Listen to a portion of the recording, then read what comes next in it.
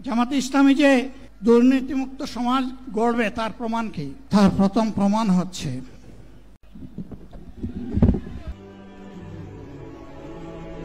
আসসালামু আলাইকুম। সোহরাওয়ার্দী উদ্যানে জামাতের আজকের একটা সফল প্রোগ্রাম হয়েছে, কিন্তু ভাই এই প্রোগ্রামের মধ্যে কোনো সুন্নি ওলামায়ে কেরাম ছিল না। সকল দলের মানুষরা গেল, তারা যায় নাই এবং সুন্নিরা এই প্রোগ্রামকে সাপোর্টও করে নাই। এবং এই প্রোগ্রামে একটা অঘটন ঘটে গেছে যে জামাতের আমির অসুস্থ হয়ে পড়ছে এবং সে যে অসুস্থ হয়ে গেছে সেটা নিয়েও দেখলাম যে কিছু কিছু সুন্নি ভাইয়েরা ট্রোল করতেছে এবং অনেক নিউজের মাধ্যমেও দেখলাম যে সাধারণ ব্যক্তিরা বা বিএনপির ব্যক্তিরা এটাকে নিয়ে ট্রোল করতেছে। এই জিনিসটা আমার কাছে খুবই বাজে লাগছে।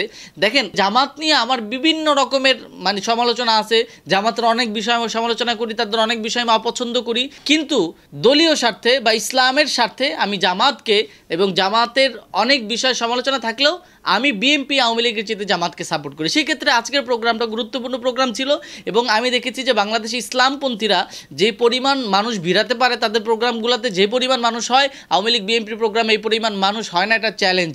এবং দেখেন, ইসলামী আন্দোলন কয়েকদিন আগে প্রোগ্রাম করছে, তাদের প্রোগ্রামে প্রায় কয়েক লক্ষ 15-16 লক্ষ মানুষ হয়েছে।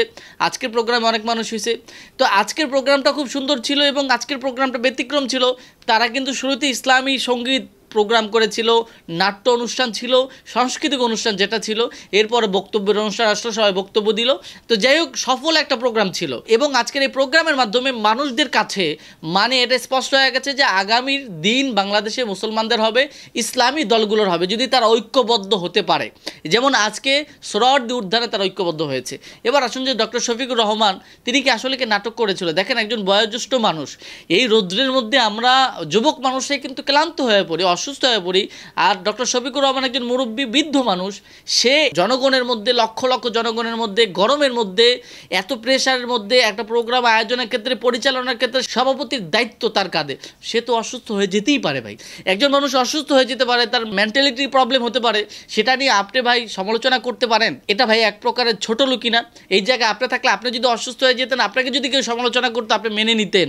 আপনি আমার বিভিন্ন খারাপ বিষয় সমালোচনা করতে পারেন। একজন মানুষ অসুস্থ হয়ে গেছে, আপনি তাকে নিয়ে ট্রোল করতেছেন, বলতেছেন সে নাটক করতেছে। আপনি বলেন ডক্টর শফিকুর রহমান সে তার প্রোগ্রামে নাটক করে তার লাভটা কি? বরঞ্চ তার অসুস্থতার কারণে প্রোগ্রামের মধ্যে যারা এসেছিল তাদের একটু খারাপ লাগছে, তাদের একটু বিব্রতকর পরিস্থিতি মনে হয়েছে।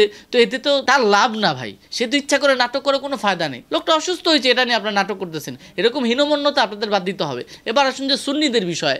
আসলে ভাই আমি একটা জিনিস যেটা দেখছি যে ইসলামী দলগুলোর মধ্যে বড় বড় যে দল, ইসলামী চরমনায়ের ইসলামী আন্দোলন, জামাত ইসলাম, এই দুইটা দলই বড় দল, কিন্তু এই দুইটা দলের লোকেরা সবাইকে ইনভাইট করলেও আমি দেখেছি যে সুন্নি ওলামায়ে কেরামদেরকে কিন্তু তারা ইনভাইট করে না তাদের প্রোগ্রামে, তারাই তাদেরকে একটু দূরে রাখে, যার কারণে সুন্নিরাও দূরে থাকে এবং আলোচনা সমালোচনা করে।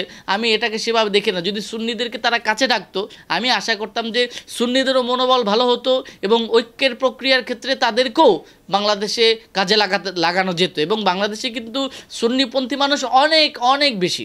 তো সেই ক্ষেত্রে সুন্নিদেরকে মাইনাস করে এভাবে প্রোগ্রামগুলো করা আমি মনে করি ঠিক না। ঐক্যের ক্ষেত্রে সুন্নিদেরকেও তাদের কাছে আনা উচিত। এবং সুন্নি ওলামায়ে কেরামের মধ্যে অনেক সময় দেখছি যে আমরা অনেকেই জামাতের সমালোচনা করি যাচাই বাছাই ছাড়াই। আমি বলবো যে এই ক্ষেত্রে আমাদের সমালোচনার কিছু শিষ্টাচার থাকা উচিত। যেমন ডক্টর শফিকুর রহমান অসুস্থ হয়ে গেছে, আমরা না জেনেই নাটক ফাটক বলে সমালোচনা করতেছি, এটা তো সমালোচনার জায়গা না, তাই না? এই বিষয়গুলো আমাদের কারেকশন করা উচিত। এবং আমার ভিডিওগুলো অনেকেই শুরুর একটুখানি দেখে চেতে যায়, উল্টাপাল্টা কমেন্ট করে চলে যায়, পুরো ভিডিও দেখে না।